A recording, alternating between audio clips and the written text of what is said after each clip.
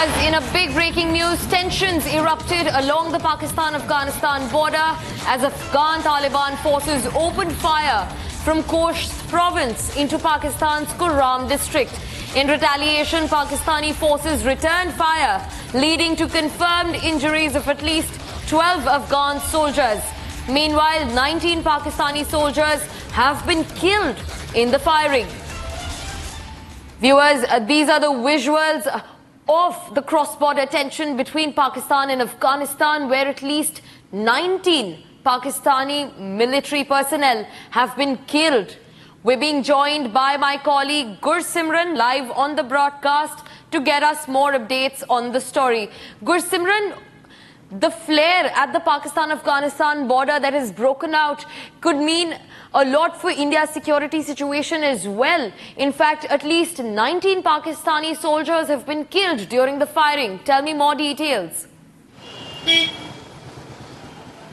See, this is Afghanistan's retaliation, what they have said after the Pakistan's airstrike in the Paktika area, which the Pakistan claimed that it was the strikes on the TTP locations. But on ground, it turns out that it was innocent civilians, including majority of women and the children, that were targeted by the Pakistan in their airstrike. This was the second airstrike of the Pakistan in the Afghan territories in 2024. And after that, the Defense Ministry as well as the Foreign Ministry of the Afghanistan has made it amply clear that Pakistan will have to pay a heavy price for the unilateral action that they have taken. They have said that any decision on any of the issue can only be reached by a consensus, and any unilateral action by the Pakistan will invite the retaliatory action. That is what it has done. The Pakistani has suffered the casualties from the Afghanistan side, and Afghanistan Defense Ministry, in a statement that they have issued, they have said that this is not an unprovoked firing, but this is a retaliatory action of Afghanistan against the hostile threats that were very close to the so-called Durand line.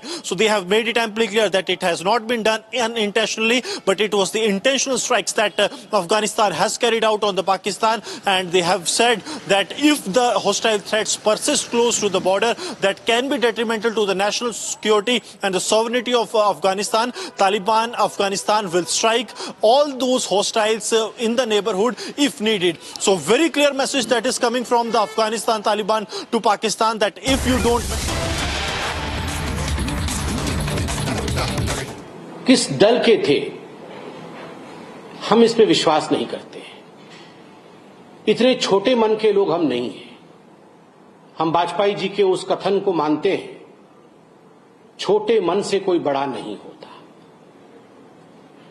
जिस प्रकार की भ्रामक राजनीति Congress party ने किया है, और विशेष करके राहुल गांधी ने किया है, 1 घंटे पहले राहुल गांधी ने एक ट्वीट किया है कि भारतीय जनता पार्टी ने डॉक्टर मनमोहन सिंह का निगमबोध घाट पर अंतिम संस्कार करवा करके एक अपमान किया है पूर्व प्रधानमंत्री का।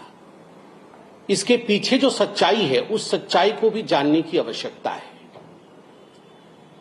जब आदरणीय प्रधानमंत्री, पूर्व प्रधानमंत्री डॉक्टर मनमोहन सिंह एम्स में उन्होंने अंतिम सांस ली और मेडिकल बुलेटिन जारी हुआ, उसके पश्चात कैबिनेट मीटिंग की बैठक बुलाई गई। आप सभी ने देखा कि कैबिनेट मीटिंग की बैठक में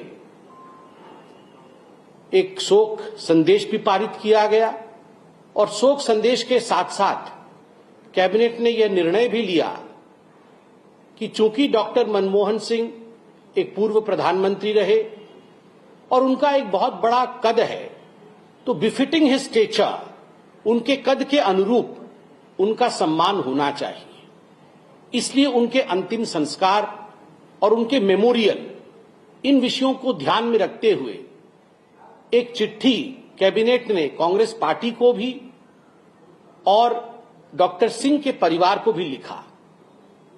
बड़े स्पष्ट रूप में इस चिट्ठी में भारत के कैबिनेट ने बताया, अभी की सरकार की कैबिनेट ने बताया कि हमारी ये इच्छा है कि एक मेमोरियल डॉक्टर मनमोहन सिंह के लिए स्थापित किया जाए, और देश दुनिया हम सब उनको याद रखे उनके पॉजिटिव कंट्रीब्यूशन के लिए। इसलिए हम एक मेमोरियल चाहते हैं। स्वाभाविक है, एक मेमोरियल बनाने का एक प्रोसीजर भी होता है, एक तरीका भी होता है। लैंड एक्वायर करना पड़ता है, एक ट्रस्ट बनाना पड़ता है, जब तक कि हम ये प्रोसीजर कर रहे हैं तब तक संस्कार का काम, क्रीमेशन इत्यादि, क्योंकि यह इंतजार नहीं कर सकती है, you proceed with the same, आप वो आगे लेकर चलिए और हम मेमोरियल बनाने का काम आगे बढ़ाते हैं। और ये सीधा संवाद था जो हमारी सरकार ने कांग्रेस पार्टी को भी लिखित में दिया और हमारी पार्टी ने आदरणीय डॉक्टर सिंह के परिवार को भी यह जताया। मगर उसके बाद कांग्रेस पार्टी ने जिस प्रकार की राजनीति की है, मुझे लगता है आज के दिन शोक के समय इस प्रकार की राजनीति नहीं करनी चाहिए।